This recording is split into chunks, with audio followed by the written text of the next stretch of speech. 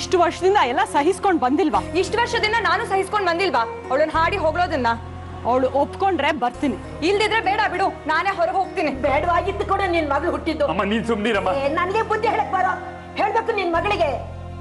ಬರ್ರಿ, ನಿಮ್ಮ ಅಮ್ಮನ ಮಾತು ಕೇಳೆ. ನನ್ ಮಾತ್ ನೀವ್ ಕೇಳಿ. ಬಗೆಹರಿಯಲ್ಲ ಬಿಡು, ನಾನೇ ಹೋಗ್ತೀನಿ. ನೀನೆಲ್ಲಿಗೆ ಹೋಗ್ತೀಯಮ್ಮ? ದೇವಸ್ಥಾನದಲ್ಲಿ ಜಗಲಿ ಮೇಲೆ ಮಲಿಕ್ತೀನಿ ಕಣೋ. ಹೋಗ್ಬಿಡಿ ಎಲ್ರು, ನಾನು ಒಬ್ಬನೇ ಕೂತಿರ್ತೀನಿ, ಊಟ ಬರ್ಕೊಡಿ.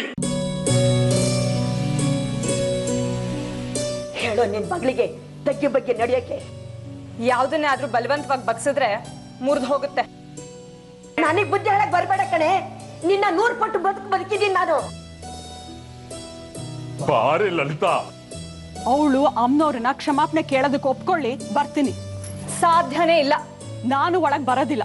ನಾನು ಇಲ್ಲಿರೋದಿಲ್ಲ. ಅಮ್ಮ ನೀನ್ ಸುಮ್ನಿರಮ್ಮ.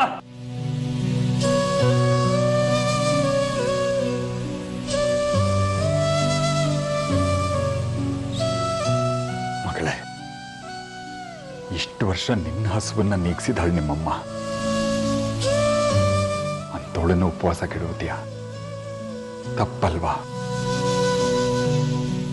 ನಿನ್ನ ಮನಸ್ಸಿಗೆ ಒಪ್ಪಿಗೆ ಆಗದೆ ಇರ್ಬೋದು, ದೇವಸ್ಥಾನದಲ್ಲಿ ಪ್ರದಕ್ಷಿಣೆ ಹಾಕೋದು, ಕ್ಷಮಾಪಣೆ ಕೇಳೋದು ಎಲ್ಲ ಅಮ್ಮನಿಗೋಸ್ಕರ ಮಾಡ್ಬೋದಲ್ವಾ? ನೀನ್ ಅತ್ತಾಗ ಅವಳು ಹತ್ತಿದ್ದಾಳೆ, ನಕ್ಕಾಗ ನಕ್ಕಿದ್ದಾಳೆ, ನಿನ್ನ ಸುಖ ದುಃಖ ನೋವು ನಲಿವು ಎಲ್ಲ ಹತ್ತರಲ್ಲೂ ಭಾಗಿಯಾಗಿದ್ದಾಳೆ. ಅಂಥೋಳ್ ಮನಸ್ಸು ನೋಯಿಸೋದು ತಪ್ಪಲ್ವಾ?